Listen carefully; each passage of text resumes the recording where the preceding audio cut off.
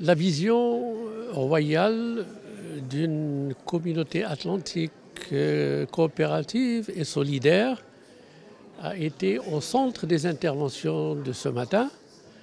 Elle a été perçue comme étant une initiative audacieuse, une initiative novatrice en vue d'inaugurer un nouveau paradigme de coopération.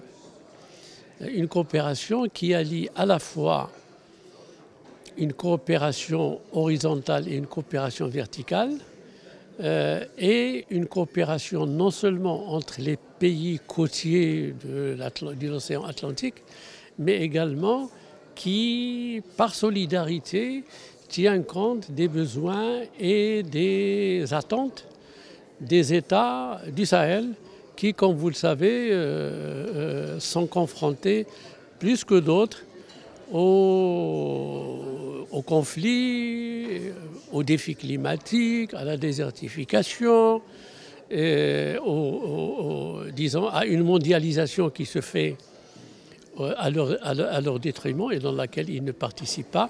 Et donc, tout le monde voit dans cette initiative un nouveau paradigme, une nouvelle réflexion sur, disons, l'établissement non seulement d'une coopération sud-sud, mais également d'un partenariat rénové, co-construit entre le Nord et le Sud, dans l'intérêt du Nord au Sud pour surmonter les obstacles, pour surmonter les défis que nous sommes en train de traverser. Cette initiative vient à point nommé, surtout dans un monde qui est en effervescence, où les certitudes dépassent les certitudes et où, sincèrement, il y a une fragmentation du monde, il y a une désintégration. Et face à cette dynamique, disons, désintégrante, il faut qu'il y ait un mouvement, il faut qu'il y ait des initiatives comme l'initiative royale qui recompose un petit peu les régions et les sous-régions et donne à leur coopération un nouveau souffle et une nouvelle vie pour qu'ils puissent aller de l'avant pour assurer un développement durable sur le plan socio-économique et une certaine stabilité sur le plan géostratégique et géoéconomique. Je commencerai par dire ce qu'elle n'est pas avant de dire ce qu'elle est. Ce qu'elle n'est pas, c'est qu'elle n'est pas en compétition avec les autres structures. Ce qu'elle n'est pas, c'est qu'elle